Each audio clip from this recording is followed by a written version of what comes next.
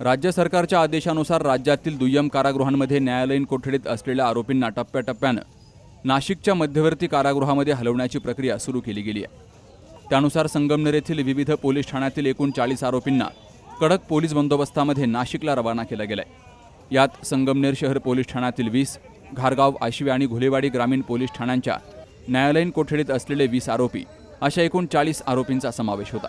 आरोपींना पोलिसांच्या ताफ्यासह सुरक्षितपणे नाशिककडे रवाना केलं गेलंय। या कारवाई दरम्यान संगमनेर शहर पोलीस ठाण्याच्या बाहेर आरोपींच्या नातेवाईकांसह बघ्यांची मोठी गर्दी झाली। आपल्या मुलाला, पतीला, भावाला किंवा कुटुंबातील सदस्याला शेवटचं एकदा पाहण्यासाठी अनेक जण पोलीस ठाण्याबाहेर तासनतास थांबले। आरोपींना नाशिकला हलवल्यावर भेटण्यासाठी अधिक अंतर पार करावं लागणार असल्यामुळे अनेक कुटुंबियांच्या डोळ्यामध्ये अश्रू तरळले, तर काही महिला आणि ज्येष्ठ नागरिक भावनिक झाले।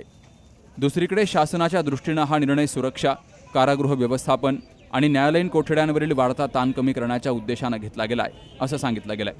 नाशिकच्या मध्यवर्ती कारागृहात आरोपींना अधिक सुरक्षित वातावरण, आवश्यक सुविधा आणि शिस्तबद्ध व्यवस्थापन उपलब्ध होत असल्याचं प्रशासनाचं म्हणणं आहे। या घटनेनं एका बाजूला शासनाच्या सुरक्षा धोरणांची अंमलबजावणी दिसून आली आहे, तर दुसऱ्या बाजूला आरोपींच्या कुटुंबियांच्या मनातील वेदना आणि असहाय्यता देखील प्रकर्षानं समोर आली आहे। कायद्याची अंमलबजावणी आणि मानवी भावना यांचा संगम या घटनेत पाहायला मिळाला।